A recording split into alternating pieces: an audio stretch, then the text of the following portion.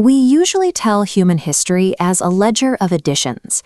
Every year, we gain a new way to make life faster, safer, or more convenient.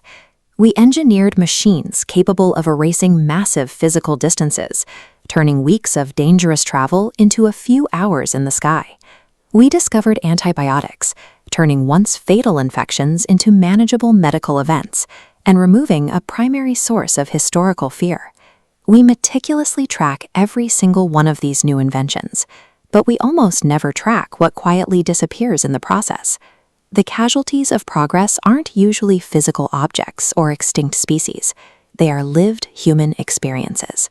One day, a specific state of mind becomes unnecessary, and eventually it becomes unimaginable. Think about what happens to a human mind without access to pure isolation, total darkness, or absolute stillness, with nothing constantly competing for its attention. Every time we engineer away a natural friction or discomfort, we unknowingly dismantle a psychological boundary. Consider darkness. For most of human history, night was a radically different environment that strictly governed your ability to travel, see other people, and perceive time. Fire and early street lamps could extend the evening slightly, but they were fragile and dim. They couldn't defeat the darkness. Then we learned to illuminate entire cityscapes, pushing darkness away on an enormous scale. Artificial light solved a biological problem, but it destroyed a boundary. Night went from being an unavoidable physical wall to an expectation of constant illumination, altering what humans expect from their environment. Historically, sending a message meant releasing it into total uncertainty. You wrote a letter, handed it over, and submitted to a built-in delay.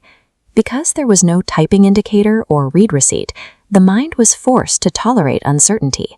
Waiting was a natural feature of communication itself. Leaving your home once meant becoming genuinely unavailable. A phone booth represented a physical limit. When you walked away from it, other people simply had to tolerate not knowing where you were. The modern smartphone reversed that dynamic, transforming the individual into an always-on extension of a social network. As the boundary between my life and the rest of the world evaporated, instantaneous technology redefined normal. Now, a few minutes without an answer can feel like a malfunction.